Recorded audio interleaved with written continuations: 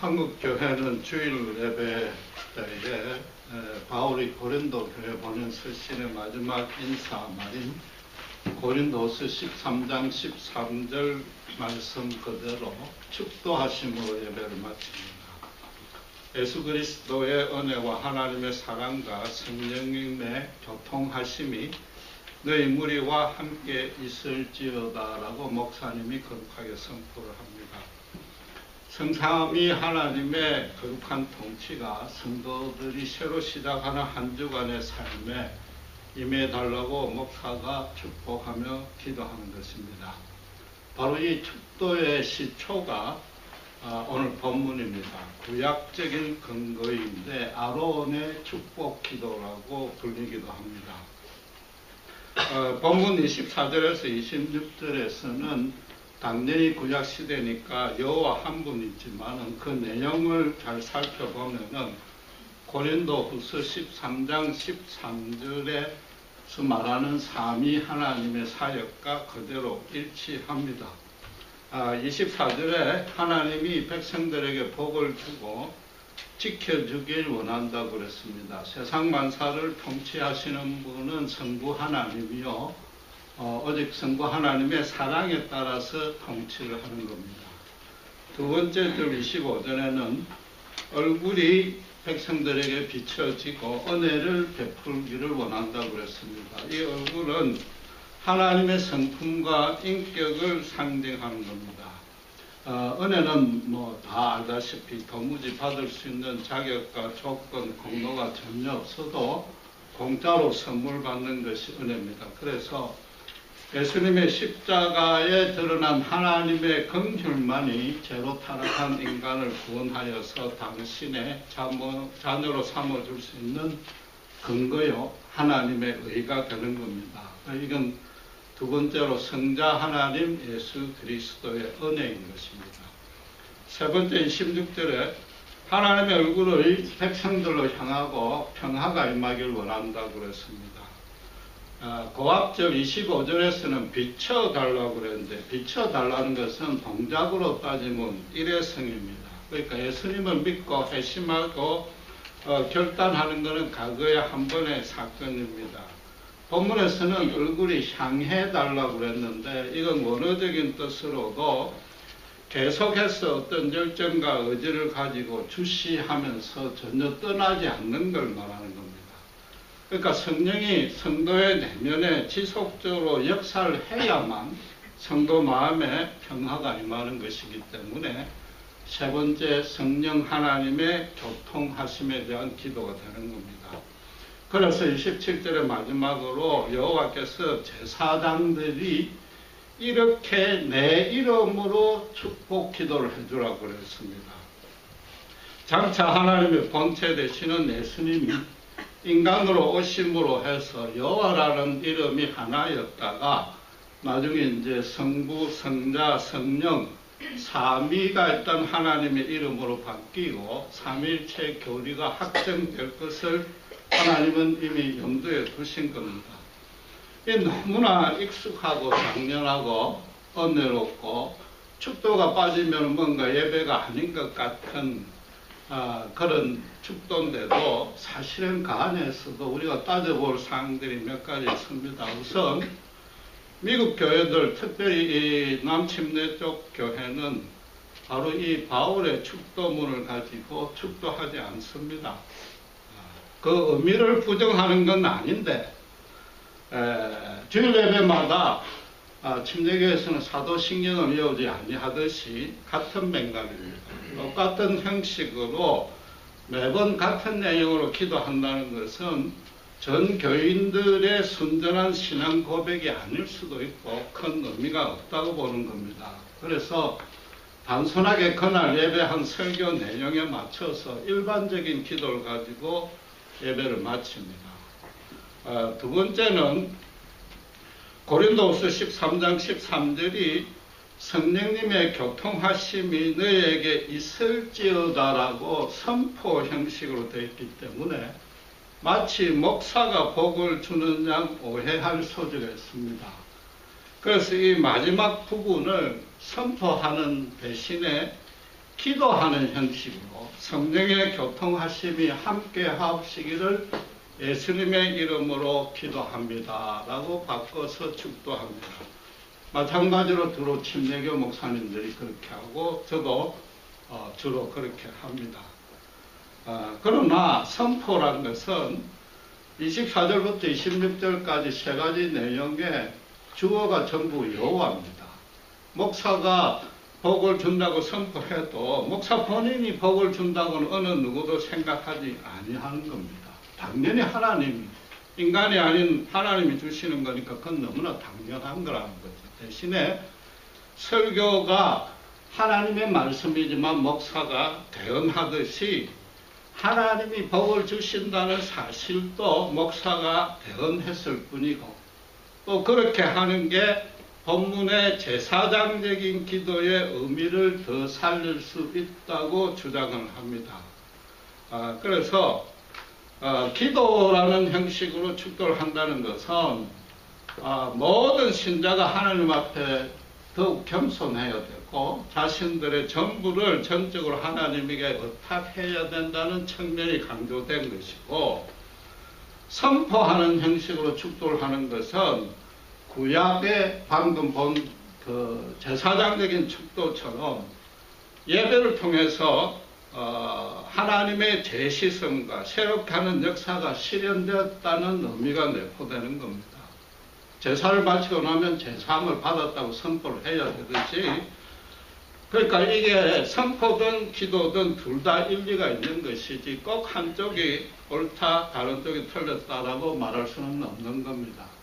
거기다가 오늘 보신 본문을 자세히 보면은 사실은 선포가 아니고 기도하는 형식입니다. 왜냐하면 16절 끝에 어떻게 말하고 있습니까? 평강이 너희에게 있을지어다가 아니라 평강 주시기를, 당연히 하나님 주시는 거죠. 그 다음 뭐라고요? 원하노라고 했어요. 제사장이 원하는 것이죠.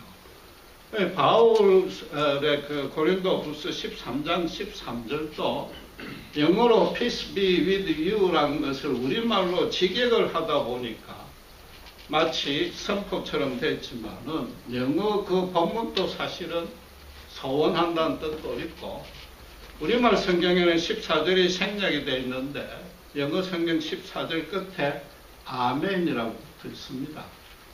그러니까 그건 기도인 거죠. 그럼 바울의 허든 서신서를 보면은 끝에 거의 다 이 고린도서 13장 13절과 같은 내용으로 비슷한 형식으로 적혀 있는 겁니다. 결국 축도라고 말하듯이 기도인 것입니다. 그래서 이 축도에서 사실은 가장 중요한 요소, 새롭게 따져봐야 될 게 있는데 그건 23절 말씀입니다. 23절을 보시면은 여호와가 아론과 그 아들들에게 백성을 위해서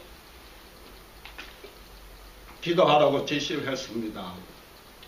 알다시피 레위 지파는 성막에 들어가서 직접 분향하고 제사하는 직분을 맡은 자와 나머지 모든 성막의 잡다한 봉사 업무를 맡은 자로 나뉘는데, 이 제사는 아론 가문만 맡아서 할 수 있는 겁니다. 그래서 이 본문 23절 9절에 따라서 오늘날도 축도는 목사만이 하는 걸로 일종의 불문율처럼 한국교회가 지키고 있습니다. 실제로 목사가 되고 난 이후에 공식적으로 처음 하는 업무가 바로 이 축도입니다. 목사 안수 예배를 하면은 이제 설교 끝나고 기도 끝나고 목사 후보자를 강단 복판에 이제 무릎 꿇치고 앉힌 다음에 안수위원으로 오신 선배 목사님들이 전부 손을 얹고 기도해 줍니다. 그러고 이제 교단 대표로 오신 분이 목사로 위임됐다고 선언을 합니다. 그리고 그 예배를 마감할 때 이제 축도를 방금 안수받은 목사 청년병한테 축도를 맡기는 게 안수회의 갈례입니다. 말하자면 공식적인 예배에서 이제 축도를 할 자격이 생겼다, 그런 뜻인 거죠. 그런데 오늘 본문에서 사실은 이 성경이 기록된 순서에 주목할 필요가 있습니다.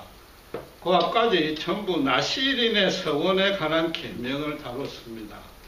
나시린 서원은 지난주에 우리가 살펴봤다시피 지파 구분 없이 남자 여자 구분 없이 성인이면은 누구라도 평생을 할 수 있고 일시적으로 서원할 수 있는 겁니다. 그러니까 평생 나시린으로 지냈던 삼손은 레위 지파가 아니고 다음 지파요. 사무엘은 에브라임 지파였습니다. 일시적으로 서원했던 바울도 베냐민 지파입니다.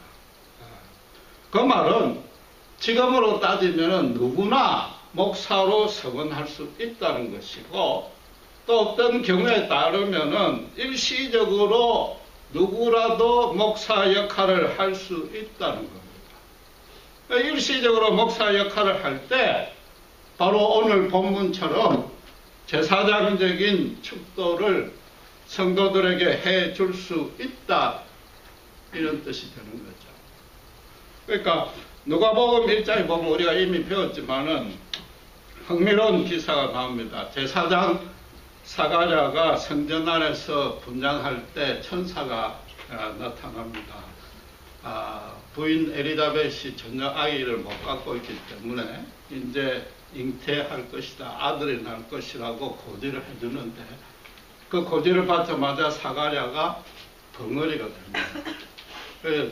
제사장이 성전 안에 들어가서 분양할 때 성소 밖 성전 마당에 백성들이 앉아서 기다립니다. 제사가 연락이 되면은 제사장이 나와서 바로 오늘의 본문을 가지고 축도를 해줘야 되는데 벙어리가 되고, 그러고 이제 천사가 태어날 아기에 대해서 누가복음 1장 15절에 그런 하나님 앞에 큰 자가 될 것이요 평생을 포도주를 멀리할 것이요 모태로부터 성령 충만한 자가 될 것이다, 평생 나신인으로 섬기게 될 것이라고 선언합니다. 그 사람이 누구죠? 침례 요한인 거죠. 침례 요한. 왜 침례 요한이 무슨 일을 맡았습니까? 물로 침례를 주면서 천국이 곧 도래할 것이니까 회개하기에 합당한 열매를 맺으라고 유대인들에게 촉구했습니다. 내 뒤에 오실 분은 불과 성령으로 침례하고 나는 그분의 발등상에도 못 미칠 것이라고 고백했습니다.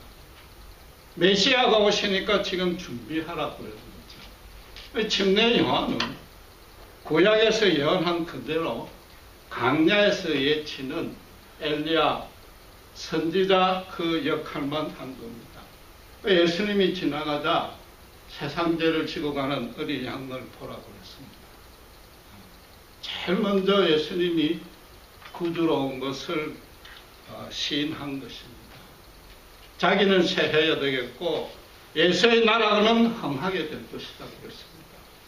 저분이 이제 새 시대를 열 것이요 모든 사람을 새 사람으로 바꿀 것이요 모든 입술로 당신의 이름을 부르게 할 것이요 모든 무릎으로 당신 앞에 꿇게 할 것이라고 한 게 침례 요한입니다. 그 아버지 제사장 사가랴가 요한이 출생할 때까지 벙어리로 지냈습니다. 제사장적인 축도를 하는 시대는 끝이 났다는 뜻인 겁니다. 그 아들 침례 요한은 예수의 나라는 흥할 것이요 자기의 나라는 시할 것이라고 했습니다. 마지막 선지자, 율법의 선지자로서 이제 율법의 시대가 은혜의 시대로 바뀔 것이라고 선언한 겁니다. 무엇보다도 예수님, 성자 하나님 되신 예수님 본인이 부활하고 성천하기 직전에 제자들을 모아놓고 마태복음 28장 20절에 모든 족속을 제자로 삼아서 아버지와 아들과 성령의 이름으로 뭘 하라고요? 침례까지 주어라고 했습니다. 이게 12제자니까 사도들한테만 해당된다는 말씀이 절대 아닌 겁니다. 오늘날 목사에게만 해당되는 말씀이 아니다. 그 마지막 유언을 할 때 거기에 제자들이 몇 명이 있었는지는 모르는 겁니다. 거의 뭐 120명 정도가 있고 그분들이 결국은 마가 다락방까지 갔지 않느냐라고 추측만 가능한 거죠. 그러니까 사도들에게 한 게 아니고 그 모든 제자들에게 그렇게 말씀을 하셨고 그 제자들들어 나가서 제자로 삼으라고 그랬습니다. 사도들에게 전도받은 모든 자들도 제자가 되는 것입니다. 오늘날로 치면 목사든지 일반 신자든지 하나님 안에서는 모두가 예수의 제자고 그게 뭘 할 수 있다고요? 침례를 줄 수 있다고. 침례를 줄 수 있다고 선언한 거다. 예수님이 그렇게 말씀하신 거다. 그러니까 사도행전 8장 13절에 빌립이 사마리아까지 전도를 해서 마술사 시몬에게 침례를 주었고 여러분 잘 알다시피 에티오피아의 내시 국고를 맡은 간다게를 만나가지고 이사야서 53장 순환의 종 메시아에 대한 기사를 가지고 전도를 했습니다. 그러니까 이 간다게가 그 자리에서 믿기로 결단하자 사도행전 8장 38절에 근처에 있는 강에 가서 침례를 주었단 말이에요. 빌립이 누굽니까? 헬라파 유대인 집사입니다. 일반 성도단 말이에요. 사도가 아니라고. 침례까지 주었는데 기도의 일종에 불과한 축도는 누구라도 할 수 있는 겁니다. 물론 공적인 예배에서 주일 예배는 양이면 설교하고 예배를 인도했던 목사가 하는 게 바람직하겠지만은 누구라도 축도를 행해야 될 때 공적 예배도 좋은 겁니다. 언제든지 오늘 본문이 말하는 제사장적인 축도를 할 수 있어야 된다. 여러분 신자가 그냥 주일 예배 보고 개인 기도하고 또 개적으로 전도 조금 하는 그게 신앙생활의 전부가 아니란 말이에요. 일시적으로 언제든지 나시린 선수를 할 수 있는 겁니다. 필요하다면 목사 역할을 할 수 있단 말이에요. 거기다가 빌립 지사처럼 불신자들을 향해서는 평생 나실인으로 서야 되는 게 신자의 입장이란 말이에요. 예배도 인도할 수 있고 집전할 수 있고 침례도 줄 수 있고 설교도 할 수 있는 게 신자입니다. 그러니까 종교개혁 때에 루터가 만인이 제사장을 할 수 있다고 주장한 겁니다. 아시는 대로 야고보서 5장 16절에 교인들끼리 뭐라고요? 서로의 죄를 고하고 병 낫기를 기도해라. 제사함을 받아서 병이 낫게 된단 말이에요. 하나님 앞에 중보자로선 제사장적인 기도를 그때 하라는 거죠. 그러니까 만인 제사장이단 말이에요. 그러니까 또 지난주에 나시린 서원을 할 때 어떻게 해야 된다고요? 가족의 장례식에도 참여를 못한다고 했습니다. 그건 대제사장의 신분과 위치와 자격에까지 올라간다는 뜻입니다. 자기 생명을 걸고 다른 사람의 목숨을 살리는 그건 대제사장이단 말이에요. 우리 신자들이. 그 자리에 서야 되고 설 수 있어야 되는 겁니다. 그걸 신약 성경에 와서 하는 얘기가 아니고 민수기 구약 성경에서부터 그렇게 종교개혁 이전에 이미 선포하고 있는 겁니다. 여러분 우리 모두가 정말 각자에게 한번 물어봐야 됩니다. 제가 목사로서 하는 얘기가 아니라 마침 타이밍이 오늘 전혀 의도하지 않았는데 이 본문이 나왔는데 언제 어디서든지 설교할 수 있어요. 침례도 줄 수 있어요. 그럴 준비를 해야 돼요. 제사함도 걸을 수 있는 자신감과 소원은 있어야 됩니다. 최대한 양보를 해서 막 예배, 침례 이런 건 뭐 좀 형식도 있고 뭘 좀 알아야 되니까 못한다 할지라도 오늘 본문의 제사장적인 기도는 하고 있어야 된다. 다른 일을 위해서 기도할 때 성부 하나님의 거룩한 통치와 성자 예수 그리스도의 십자가의 구원의 은혜와 성령의 교통하심으로 평강이 상대에게 지금 임하고 있다. 하나님이 지금 부어주시고 있다. 그런 확신을 갖고 기도를 해야 되는 겁니다. 내가 기도하는 이 기도가 복의 통로가 되는 것이요. 나는 그 일에 쓰임받는 종이라는 기쁨이 있어야 돼. 그 일에 자진해서 헌신하고 있어야 돼. 남들 앞에서는, 남들 위해서는 쑥스러워서 그렇지 못한다 할지라도, 또 그렇게 해본 적이 없다 할지라도, 최소한 또, 여러분, 부부끼리 자식에게 기도할 때, 내 어떤 종교적인 실력 가지고, 뭐, 성경 구절 외우라, 기도해라! 이게 아니고, 정말로 하나님의 권능이 나와 지금 함께 있다고. 내부터도 전적으로 하나님 앞에 꿇어 엎드리고 전적으로 그분에게 모든 걸 의지하고 지금 이 자리에서 가족들에게 내가 지금 기도하고 말씀 전하는 이 가족들에게 부부가 함께 손잡고 기도할 때 하나님의 때와 하나님의 방식으로 하나님만의 엄청난 역사가 반드시 일어날 것이라고 자신하고 있느냐. 기도의 권능을 붙들고 있는가? 만약에 거기에 대답에 주저하면 그 이상한 거 아니에요? 기도할 필요가 없는 거 아니에요? 시간 낭비단 말이에요. 여러분, 출애굽 때에 홍해를 건널 때 이스라엘 백성들 마른 땅을 걸어서 건너는 그런 엄청난 기적으로 구원을 받게 했습니다. 출애굽기 15장에 보면은 전 백성들이 모여서 하나님 찬양 집회를 합니다. 역사상 최고로 큰 집회입니다. 찬양 집회인데 15장 20절 21절에 그 찬양 집회를 누가 인도했는가 하면 작은 북 소고를 잡고 모세의 누이인 미리암이 그 찬양 집회를 인도합니다. 여자입니다. 그렇죠.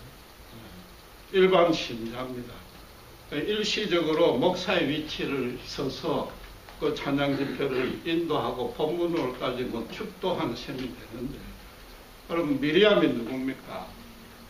알다시피 남자가 태어나면 무조건 죽이라고 바로가 명령을 했는데 이 젖먹이 남동생이 너무 안타까우니까 그 모세를 살리려고 갈대 상자에 모세를 넣어서 나일 강물에 띄웁니다. 그렇죠. 그래서 물론 그가 바로의 공주가 목욕할 시간과 장소를 알고 그 길을 택했지만은 그 떠내려가는 동안에 언제든지 급류에 뒤집어질 수도 있고 악어가 물 수도 있고 설령 공주가 발견했다 할지라도 안에 히브리인인 줄 알면은 애국 강연에 넘겨줄 수 있단 말이에요. 모세의 누이니까 뭐 한 대여섯 살밖에 더 됐겠습니까? 그 숨어가지고 제발 하나님 아버지 여호와 우리 동생 목숨만 살려달라고. 바로가 공주가 잘 건져가지고 제발 그 마음에 긍휼한 마음이 들게 하더라고. 빌고 또 빌었을 것입니다. 그렇죠. 그런데 이 모세가 출애굽의 구원자가 될 것이라고는 그가 기도할 때 꿈에도 상상을 못한 거죠. 그냥 살려만 달라 했단 말이에요. 굉장히 연약한 소녀였는데 하나님은 결국은 어떻게 했어요? 모세를 그 물에서 건졌습니다. 물에서 건졌다는 의미로 모세스라고 애굽식 이름을 지닌 유일한 성경 인물이 되었고 80년 뒤에 어떻게 모세를 통해서 이스라엘 전 백성은 홍해 바다에서 건져냈다.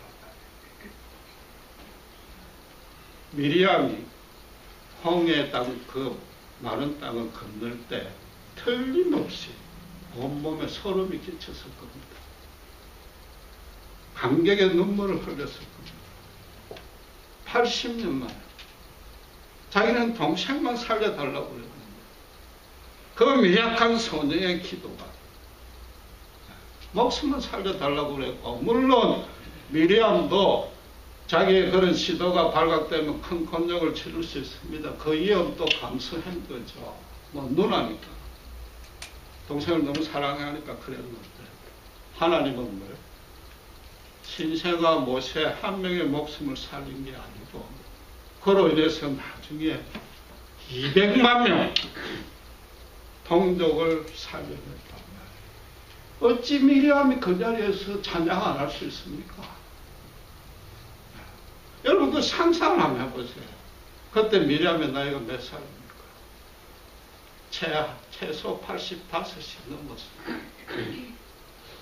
85이 넘은 할머니가 북을 치고 덩실덩실 춤을 추면서 소리도 제대로 안 나온 그 목소리로 찬양을 했던 거예요.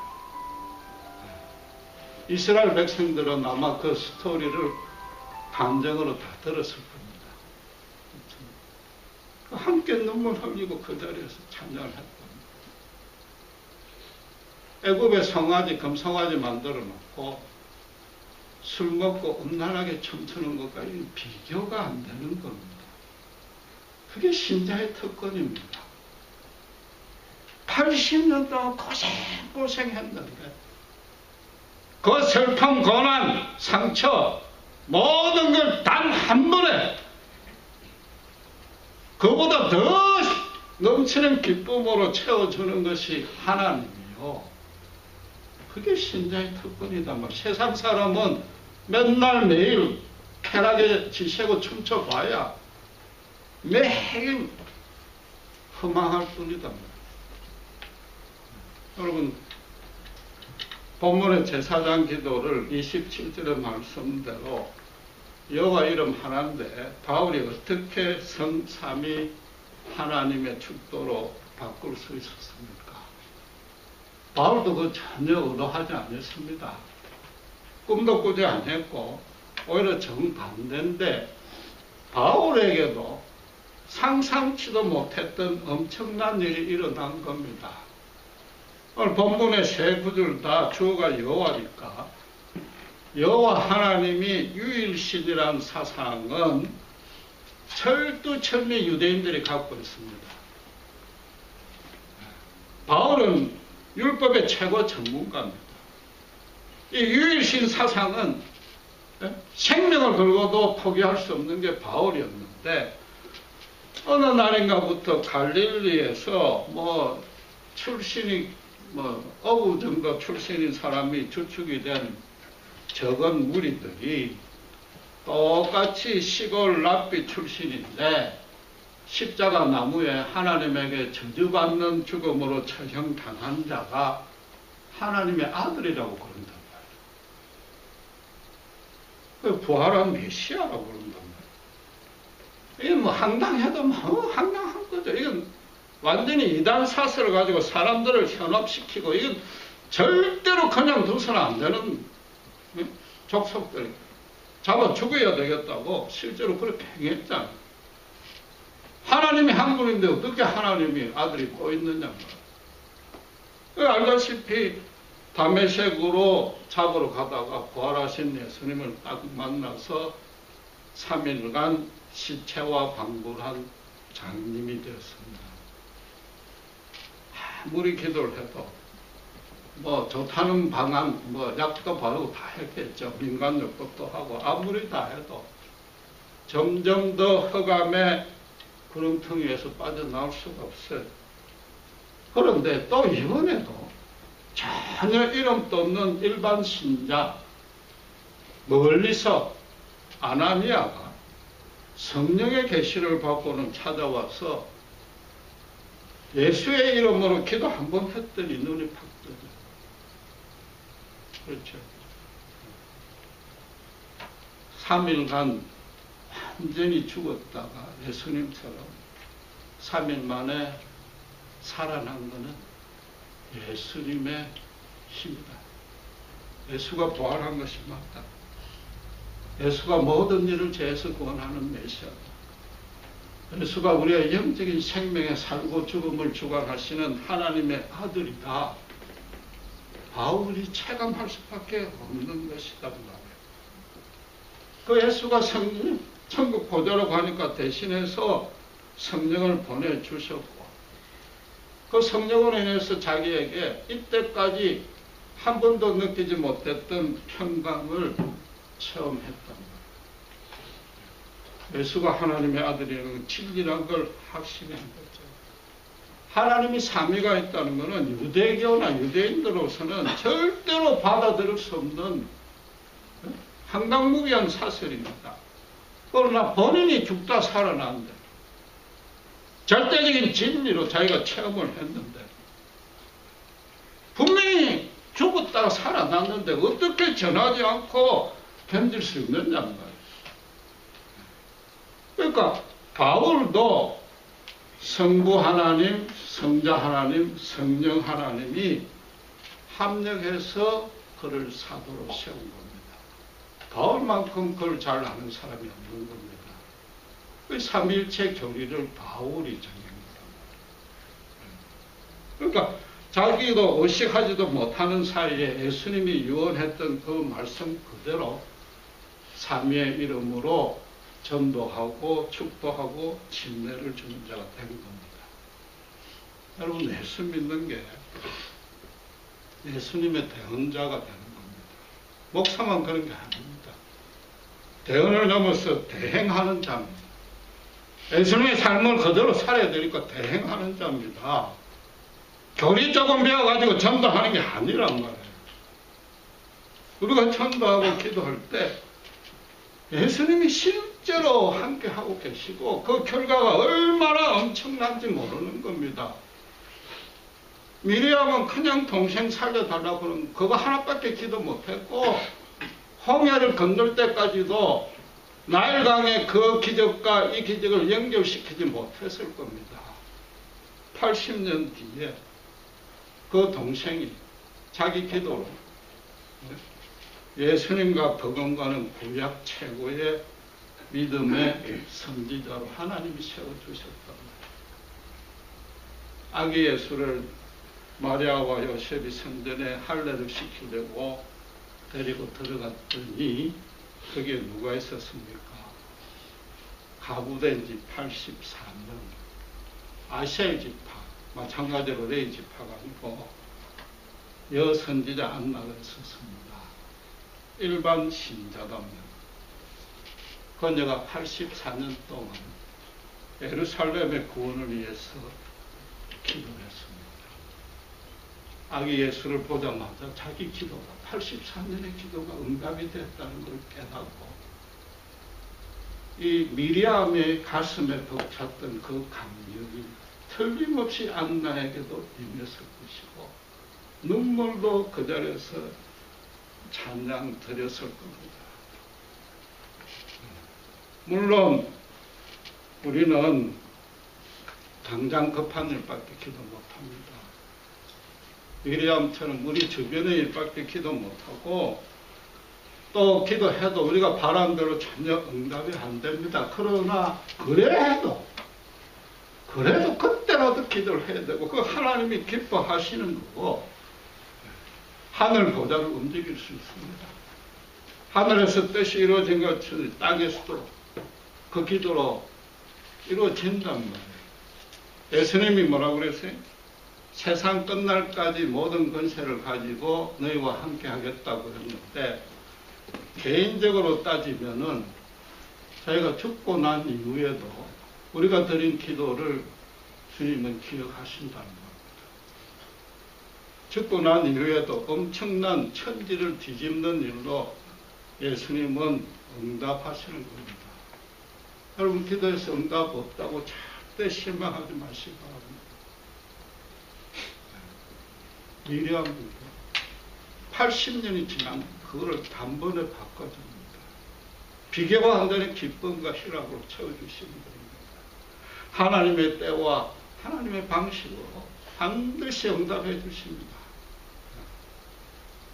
응답을 우리가 보지 못할 수 있고 알지도 못하고 상상도 하지 못합니다. 그러나 우리가 기도한 것 이상으로 비교가 안 될 엄청난 권능과 영광으로 반드시 하나님이 응답해 주신단 말이에요. 그러면 사실상 우린 기도를 어떤 식으로 해야 되는가 하면은 그저 떼쓰고 막 금방 해달라고 아니라 그냥 선포하듯이 기도가 돼요. 본문의 제사장적인 기도가 돼요. 언제 이루어질지 모르잖아. 그럼 선포라는 건 어떻게 해야 돼요? 자기가 진리라는 걸 확신을 해야 선포를 할 수 있어요. 믿음에 가득 차야만 내가 지금 이 기도하는 내용이 언제 어느 때 어떻게 될지도 모르고 내 죽은 이후에도 하나님이 해 주실 것이라는 확신이 있으면 당당하게 선포하는 기도가 될 수밖에 없는 거다. 그러니까 기도는 강구도 되면서 신자, 기독교 신자의 기도는 제사장적인 선포의 기도다. 초대교회 신자가 그랬습니다. 그들은 교리도 몰랐고 성경도 아직 없었고 주일 예배도 제대로 못 드렸어요. 그러나 그들은 기도할 때, 전도할 때 예수님, 살아계신 예수님이 분명히 함께 하셨다. 거기에 대한 의심은 단 한치도 없었다고. 축도나 침례나 설교나 교회는 훨씬 뒤에 생긴 일입니다. 여러분, 내게 무슨 거창하게 목사들하고 성경은 절대 요구하지 않습니다. 평생에 말씀을 써야 되는데, 그럼 가정에서부터 그래야 됩니다.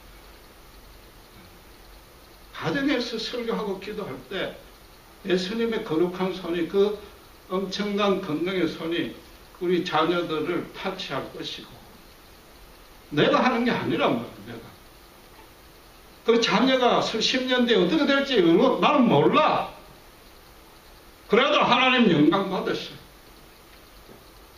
단번에 모든 것을 회복하고도 남는 기쁨으로 내가 죽고 없어질지라도 그 자녀에게 하나님은 채워주십니다. 하나님이 권능이 항상 함께 한다니까 우리는 기껏해야 수호신 정도로 모십니다. 그게 아니고 빌립 같은 일반 집사가 그냥 이사야서 53장을 읽고 이 사람이 예수다. 그 예수가 부활했다. 예수를 믿으라 그러니까 그 한 나라의 재무장관이었던 그가 틀림없이 눈에 눈물이 글썽글썽하고 가슴이 묵묵했었거든요. 그러니까 그 자리에서 침례받자고 하나님의 말씀이 그만큼 능력이 순전하게 전해지고 순전하게 기도하면 얼마든지 그런 능력이 있습니다. 거기다가 특별히 다른 사람에게 기도할 때는 더 그렇습니다. 다른 사람을 위해서 기도할 때는 내 감정, 내 욕심, 내 죄가 안 들어가잖아요. 엄청난 거치가 임합니다. 제사장적인 기도, 선포하듯이 기도하십니다. 기도하겠습니다. 하나님 아버지는 감사합니다. 우리가 단순히 예배에 마치는 순서로 알고 있는 축도가 구약에서부터 우리 모두의 일시적인 평생이든 아니 세상 앞에 나 시인으로 서야 될 우리 신자가 해야 될 기도임을 배웁니다. 주님께서는 미리암에게 80년 후에 나일강의 기적이 홍해의 기적으로 바꾸어 주었듯이 우리가 기도하면 단 하나도 땅에 떨어지지 아니하고 하늘을 움직이는 기도인 줄 믿습니다. 정말 우리 모두가 제사장 주님의 권능과 영광을 탑승하고 불신자들, 가장 먼저 우리 가족들부터 주님의 사랑과 권능으로 섬기고 사랑하고 기도하고 말씀을 나눌 수 있는 저희들에게 주시옵소서. 감사합니다. 우리 예수 그리스도의 이름으로 기도드렸습니다.